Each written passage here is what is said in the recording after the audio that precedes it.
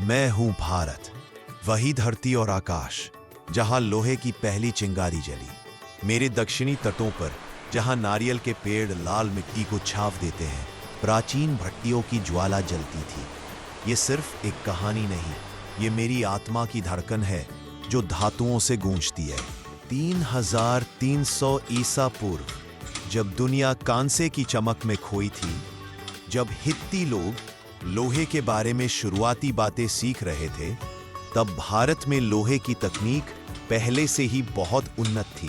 तब सिवागलाई और अड़चनलूर में लोग अपने मृतकों के साथ लोहे के औजार भी दफनाते थे।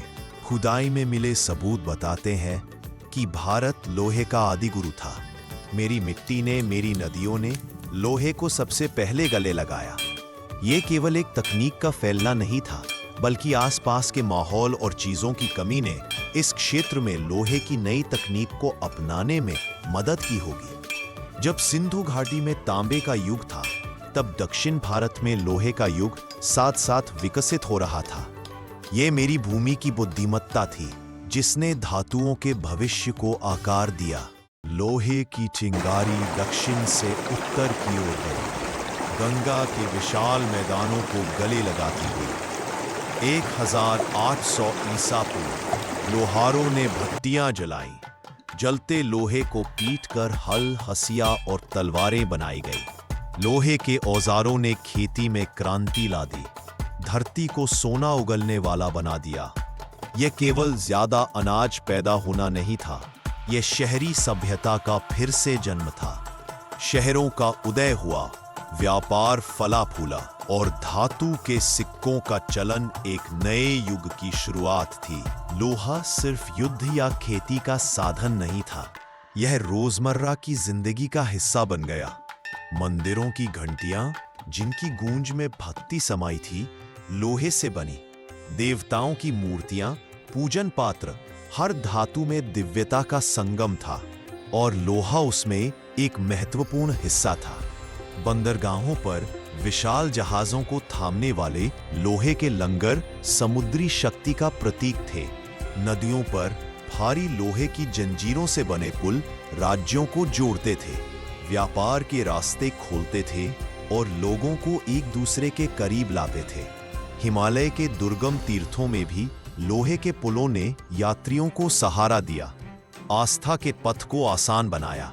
मेरी संस्कृति में लोहा सुरक्षा, निर्माण और दवाइयां बनाने से जुड़ा है। यह केवल भौतिक रूप से ही नहीं, बल्कि सांस्कृतिक और आध्यात्मिक रूप से भी भारत की आत्मा को आकार देता रहा। फिर आया मेरा सबसे बड़ा तोहफा, वुड स्टील। ये केवल धातु नहीं, ये भारतीय कारीगरी का सबसे बेहतरीन नमूना, ज्ञान की चमक थी। मेरे कारीगरों ने कोयले और कांच से लोहा मिलाकर ऐसा स्टील बनाया जो चांदनी की तरह चमकता और तलवारों में बिजली सी धार भर देता। यह एक खास तरह का स्टील था जिसमें कार्बन ज्यादा होता था। वेनेडियम, मोलिब्डेनम और क्रोमियम जैसे छोटे तत्व महत्वपूर्ण थे, जो सीमेंटाइट को फैलने से रोकते थे और पैटर्न साफ तथा तेज बनते थे।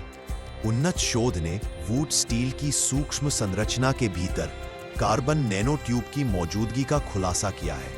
ये प्राचीन नैनो प्रौद्योगिकी की समझ को दिखाता है जो पश्चिमी अवधारणा से कम 2500 साल पहले की है। रोम से लेकर फारस तक के बाजारों में मेरे वुड्स के ढलवे बिकते थे। दमिश्क की तलवारें, जिनसे मध्य एशिया के योद्धा गर्व करते थे, मेरे स्टील से बनती थीं। 12वीं शताब्दी के अरब भूगोलवेत्ता इदरीसी ने प्रसिद्ध रूप से कहा था कि भारतीय स्टील की धार को कोई भी पछाड़ नहीं सकता। यहां तक कि सिकंदर के सैनिक भी इन तलवारों से डरते थे, जो बख्तरबंद को भी काट डालती थीं। पर उस समय बाकी दुनिया कहाँ थी? हित्ती लोग 1500 ईसा पूर्व में इसे सीख पाए। मिस्र में और भी देर से पहुंचा। यूरोप में 1000 ईसा पूर्व लोहे का युग शुरू हुआ, लेकिन सदियों तक वे सिर्फ मुलायम लोहे की तलवारें बना सके। सच्चा स्टील, मजबूत, लचीला, धारदार, उनकी पहुंच से बाहर था। 17वीं 18वीं सदी तक भी यूरोप में अच्छी स्टील बनाना संभव नहीं था। केवल औद्योगिक क्रांति के बाद ही उनकी भट्टियां वह बना पाईं जो मेरे कारीगर 2000 साल पहले जानते थे। गुप्त युग में मैंने दिल्ली में अपना गौरव खड़ा किया। लोहे का स्तंभ, 7 मीटर ऊंचा यह स्तंभ 1600 साल से खड़ा है और उस पर जंग नहीं लगी। इसका रहस्य उसके उच्च फास्फोरस लोहे में है, जो एक खास सुरक्षा परत बनाता है। यह मेरी तकनीक का प्रमाण है, जो किसी भी साम्राज्य से आगे था। यह केवल एक धातु का खंभा नहीं, यह भारत की अडिग इच्छा शक्ति का प्रतीक है, जो समय की कसौटी पर खरा उतरा है। जब मेरे योद्धा उठे, लोहा रणभूमि पर बिजली बन गया। 1582 ईस्वी में महाराणा प्रताप ने अपनी तलवार भवानी को उठाया। कहा जाता है कि उनके एक वार से बहलोल खान घोड़े समेत 2 टुकड़ों में कट गया। यह सिर्फ कथा नहीं, इतिहास की सच्चाई थी।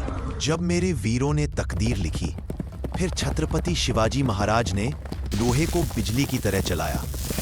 उनकी तलवारें दुश्मनों के दिलों में डर और प्रजा के दिलों में आजादी का साहस भर देती थी। मेरी साम्राज्यों ने विशाल तोपें भी बनाई।